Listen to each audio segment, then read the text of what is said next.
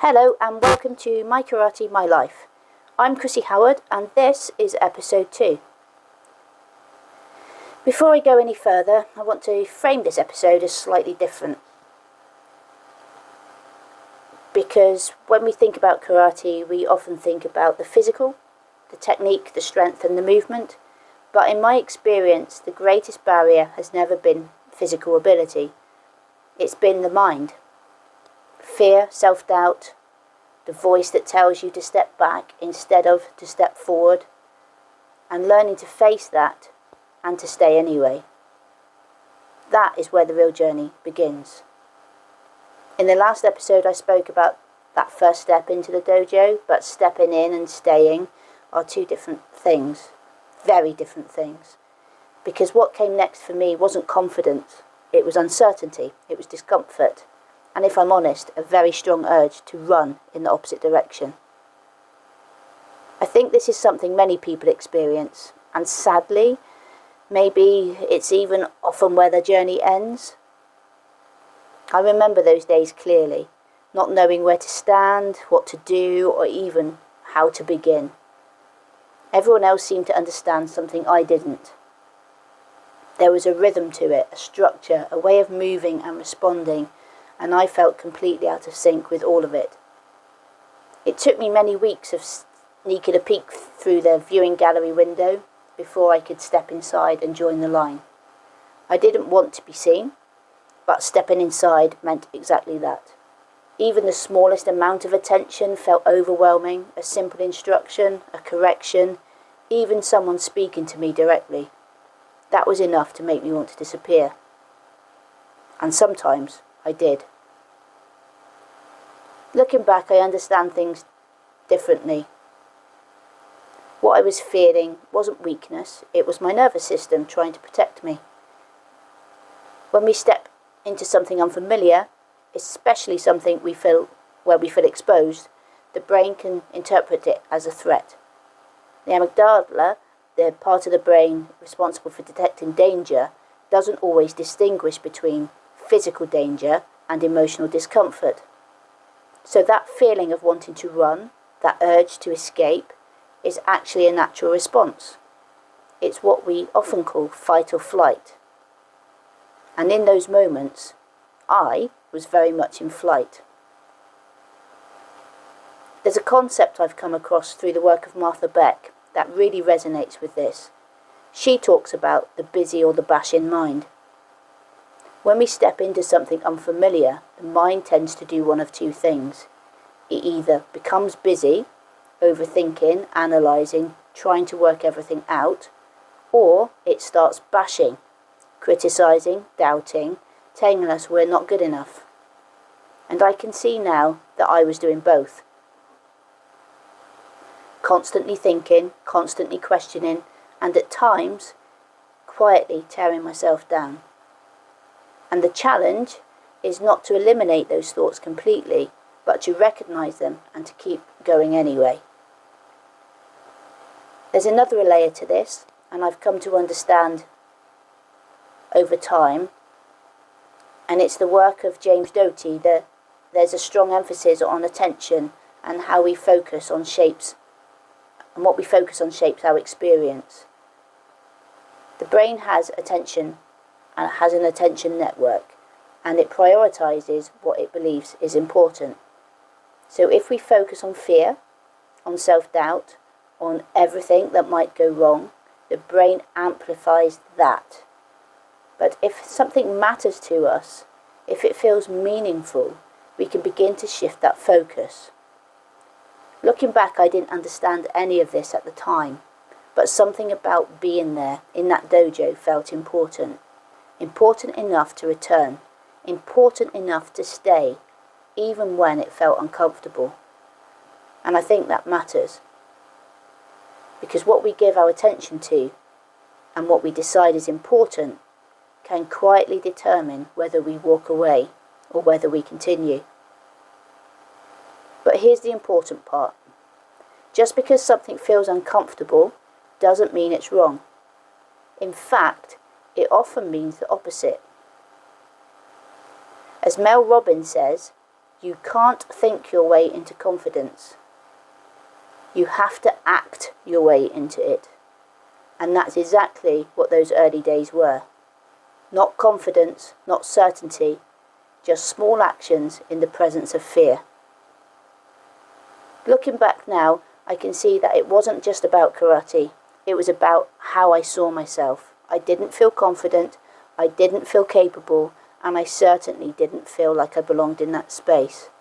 And yet I kept going back. Not because it felt good, but because something, quietly, kept pulling me back. Even now, I can't fully explain what that was. Maybe it was instinct, maybe it was something deeper, or maybe it was the beginning of something I didn't yet understand. There were moments I wanted to stop. Moments where it felt easier to walk away than it was to keep facing that discomfort. And that discomfort, it felt really real. It wasn't just in my head, it felt physical. It felt like an emotional pain, and I was carrying that in my body. But I didn't want to quit. I didn't quit. And by not quitting, I began to learn something fundamental. That effort, over time, leads to growth. And this is where it connects deeply to karate, because karate is not just about movement. It's about what happens when you face resistance, internally and externally. Every karateka at some point faces this same struggle. That moment where you feel out of place, you doubt yourself, you question whether you belong. And what you do in that moment matters, because karate isn't built on confidence. It's built on continuation, on showing up again and again, especially when it feels difficult. I've come to recognise over the years that the beginning of any journey is rarely strong. It's often uncertain, awkward, and uncomfortable. And sometimes it feels like you're the only one struggling, but you're not. If you've ever started something new and felt completely out of place, like everyone else understands something you don't, then you'll understand this. That feeling, that uncertainty, isn't a sign that you shouldn't be there. It's often a sign that you're exactly where you need to be. What I didn't realise then was that those early struggles were shaping something important. Not just my ability, but my resilience. Every time I showed up, every time I stayed, I was building something I couldn't yet see. And that's often how growth works. Quietly, gradually, and without recognition. Now, as a teacher, I see this all of the time.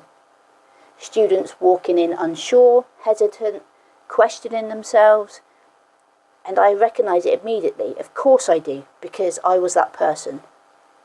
And I know that what they're feeling in those early days is not weakness, it's the beginning of something. So if you're at the start of your journey, and if it feels awkward, uncomfortable, and difficult, that's okay. You're not alone. And more importantly, you are exactly where you need to be. Because staying is only the first challenge. What comes next is learning to push through, to face failure, and to keep going, even when progress feels slow or invisible. Failure is not something to fear. It's not something that defines you, and I genuinely wish somebody had told this to me decades ago. Failure is simply part of the process. It's a lesson, a correction, and an opportunity to try again. Those early days weren't easy, but they mattered, because without them, nothing else would have followed. Every step, no matter how uncertain, was part of the path. I'll leave you with this, a powerful reminder from Theodore Roosevelt. It's not the critic who counts, not the man who points out how strong the man stumbles. The credit belongs to the one who is actually in the arena, whose face is marred by dust and sweat and blood, who strives valiantly, who comes up strong again and again. Because there is no effort without error and shortcoming. But who does actually strive to the deeds? Who knows great enthusiasms, great devotions, and who, at worst, if they fail, at least they fail while daring greatly? And again, this is a quote that was brought to my attention by Brené Brown, who I spoke about in an earlier episode, and thank goodness she did. So until next time, dare greatly. Thank you for listening. I hope something in today's episode stays with you, on or off the mat. Until next time, the path continues. Just keep walking.